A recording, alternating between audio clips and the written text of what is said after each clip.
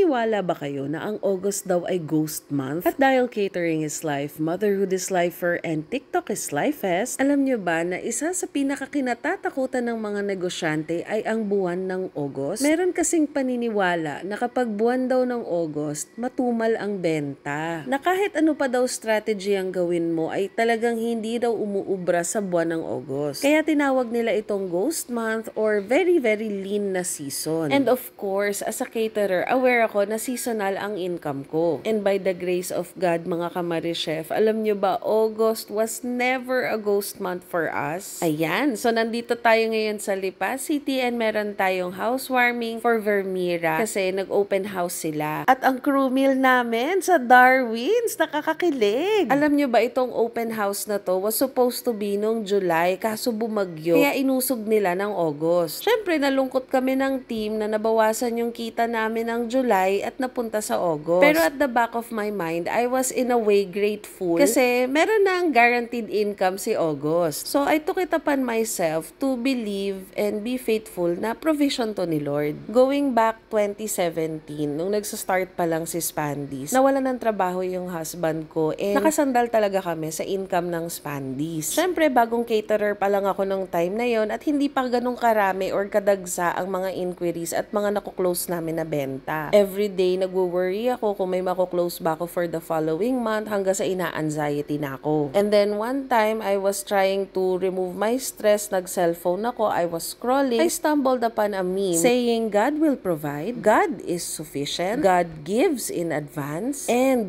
whispers the budget allocation. Umiyak talaga ako nung nabasa ko yun, mga kamari chef. Nasanay kasi ako nung time na yon sa steady income ng husband ko, tapos bigla siyang nawala ng work. Tapos negosyo pa yung pinasok ko. That night, I cried and I knelt down. I said, Jesus, take the wheel. Take it from my hand. Because I cannot do this on my own. Huy, kanta yun. Pero hindi nga totoo. Huy, nakakaiyak. Pero ayun nga, mga kamari chef, mula no, never na talaga kami nagka-ghost month. August is never a ghost month for people who trust the Lord will provide. Faithfully knowing God is sufficient. God gives in advance and whispers the budget allocation. And it is us who will spend His blessings wisely. So kapag tayo ay nabibitin, baka kailangan na natin i-rethink. Baka want na lang ito, hindi need. Baka hingi tayo ng hingi, luhod tayo ng luhod. The Lord, please give me this. Yung pala na, ibigay na, diba? Ayun, so if you're watching and going through a phase na parang kulang ang lahat, lift it up to God.